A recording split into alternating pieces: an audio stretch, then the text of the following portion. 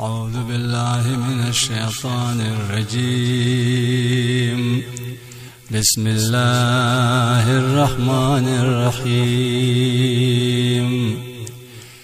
كافها يا عين صاد.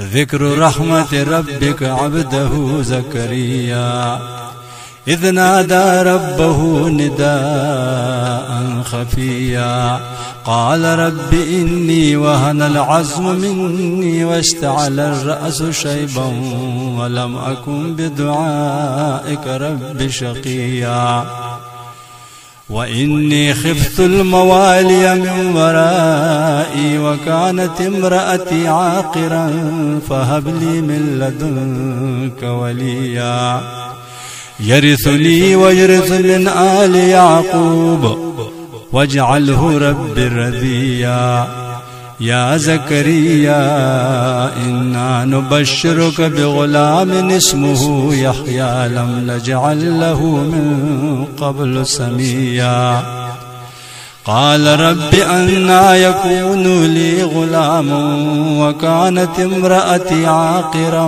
وقد بلغت من الكبر عتيا قال كذلك قال ربك هو علي هين وقد خلقتك من قبل ولم تك شيئا قال رب اجعل لي آية قال آيتك ألا تكلم الناس 3 ليال سويا فخرج على قومه من المحراب فأوحى إليهم أن سبحوا بكرة وعشيا يا يحيى خذ الكتاب بقوة وآتيناه الحكم صبيا وحنانا من لدنا وزكاة وكان تقيا وبرا بوالديه ولم يكن جبارا عصيا وسلام عليه يوم ولد ويوم يموت ويوم يبعث حيا واذكر في الكتاب مريم إذ انتبذت من أهلها مكانا شرقيا فاتخذت من دونهم حجابا فأرسلنا إليها روحنا فتمثل لها بشرا سويا قالت إني أعوذ بالرحمن منك إن كنت تقيا قال إنما أنا رسول ربك لأهب لك غلاما زكيا قالت أنى يكون لي غلام ولم يمسسني بشر ولم أك بغيا قال كذلك قال ربك هو علي هين ولنجعله آية للناس ورحمة منا وكان أمرا مقضيا فحملته فانتبذت به مكانا قصيا فأجاءها المخاض إلى جذع النخلة قالت يا ليتني مت قبل هذا وكنت نسيا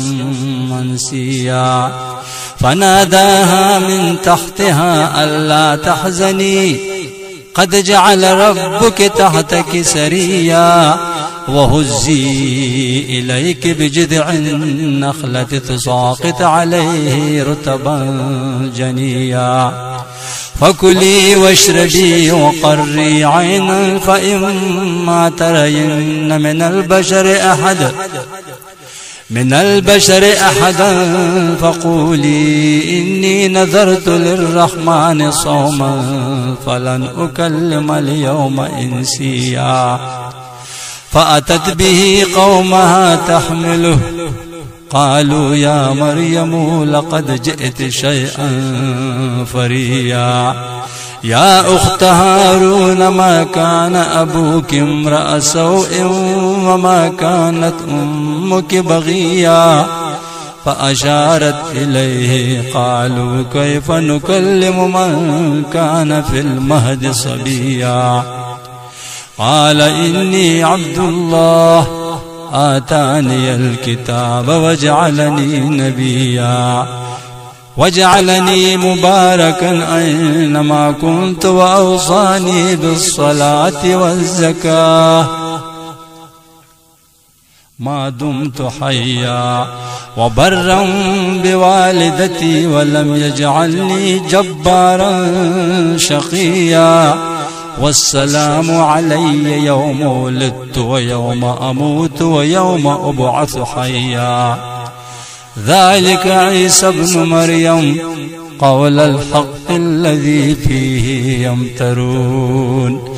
ما كان لله أن يتخذ من ولد سبحانه إذا قضى أمرا فإنما يقول له كن فيكون. وإن الله ربي وربكم فاعبدوه هذا صراط مستقيم. فاختلف الأحزاب من بينهم فويل للذين كفروا من مشهد يوم عظيم. أسمع بهم وأبصر يوم يأتوننا لكن الظالمون اليوم في ضلال مبين.